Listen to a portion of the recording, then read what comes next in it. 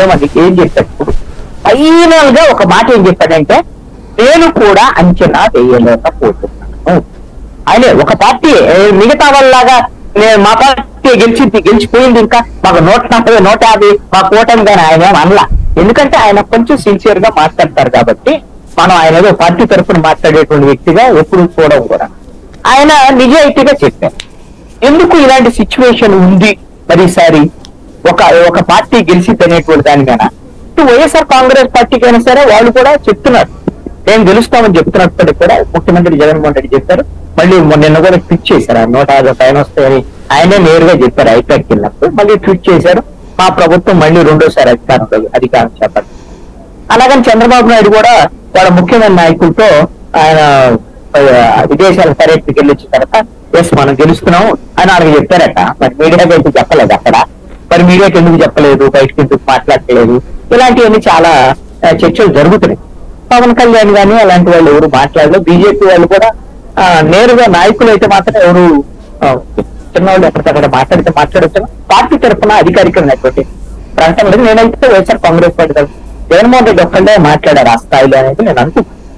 కానీ వాళ్ళే గెలుస్తారనేటువంటిది, ఇంకా ఓడిపోతారనే కాన్ఫిడెన్స్ లేదనేటువంటిది నా పాయింట్ కాదు.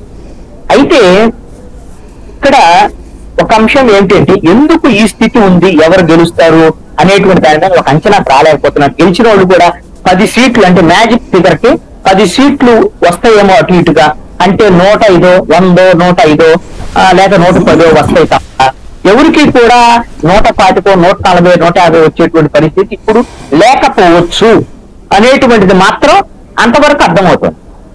నేను కూడా అదే భావిస్తున్నాను. మినిమం మెజారిటీతోనే ఎవరైనా అధికారంలోకి రావడానికి అవకాశం ఉంది.